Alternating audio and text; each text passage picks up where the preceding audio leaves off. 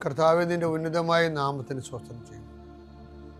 കർത്താവേ, നിന്റെ വിശുദ്ധ പൗരോഹിത്യത്തെ മഹത്വപ്പെടുത്തണമേ. കർത്താവേ, സഭയിലുള്ള സാന്നിധ്യം പ്രകടമാക്കണമേ. ഈശോയെ, ഈ ആഴ്ചയിലെ അങ്ങയുടെ കാരുണ്യം കണ്ണുനീരോടെ ആഗ്രഹിക്കുന്നുണ്ട്. ഈശോയെ, മുട്ടിന് താഴേക്ക്, കാൽമുട്ടിന് താഴേക്ക്, തുടയിലേക്ക് നീര് പൊങ്ങിക്കിടക്കണ കണ്ട് കർത്താവ് വ്യക്തിയെ സ്പർശിക്കും. അവർക്ക് എഴുന്നേക്കാൻ പാടില്ല, ഇരിക്കണവർ. കർത്താവെ, അങ്ങനെയുള്ള എല്ലാവരും നീ സ്പർശിക്കണം.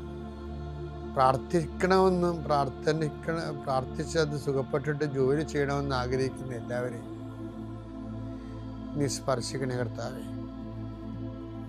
കർത്താവെ, യാത്രയുള്ള മക്കളെ ഞാൻ ഏൽപ്പിച്ച് പ്രാർത്ഥിക്കുന്നു. കർത്താവെ, വിദേശത്തേക്ക് യാത്ര ചെയ്യുന്നവരും സ്വദേശത്തേക്ക് യാത്ര ചെയ്യുന്നവരും ജോലി സംബന്ധമായി യാത്ര ചെയ്യുന്നവർ യാത്ര മുടങ്ങിപ്പോരുണ്ട്. ഈശോയെ, കാലുകൾ ഉദച്ചും വാഹന അപകടത്തിലും മരത്തിൽ നിന്ന് വീണും പലരും ഈ ദിവസങ്ങളിൽ അവരുടെ ഫോട്ടോയും കൂടെ എൻ്റെ അടുത്ത് വന്ന് അവരെല്ലാം ഞാനിപ്പോൾ ഓർത്ത് പ്രാർത്ഥിക്കണം. ഈശോയെ,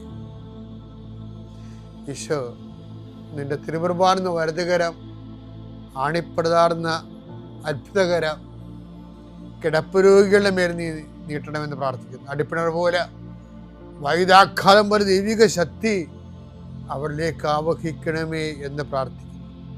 നീ പോകുന്നിടത്തെല്ലാം നിന്റെ കൂടെ ഞാനുണ്ടാകുന്ന നല്ല ചില കർത്താവെ, നിന്റെ ചൈതന്യം അവരിലേക്ക് ആവശിക്കുകയും എൻ്റെ പ്രാർത്ഥനയിൽ ആശ്രയിച്ചിരുന്ന് പ്രാർത്ഥിക്കുമ്പോൾ എൻ്റെ കാര്യം അച്ഛൻ പറഞ്ഞില്ലല്ലോ എന്ന് ഓർത്ത് ഇപ്പം സങ്കടപ്പെടുന്നവരെ അവർ മനസ്സിൽ വിചാരിക്കുന്ന കാര്യത്തിൻ്റെ മേലെ മാതാവിൻ്റെ മധ്യസ്ഥത്തിൽ യേശു നാമത്തിലെ വിടുതൽ ലഭിക്കട്ടെ. പിതാവും പുത്രനും പരിശുദ്ധാത്മാവുമായ നീക്കുവാമേ.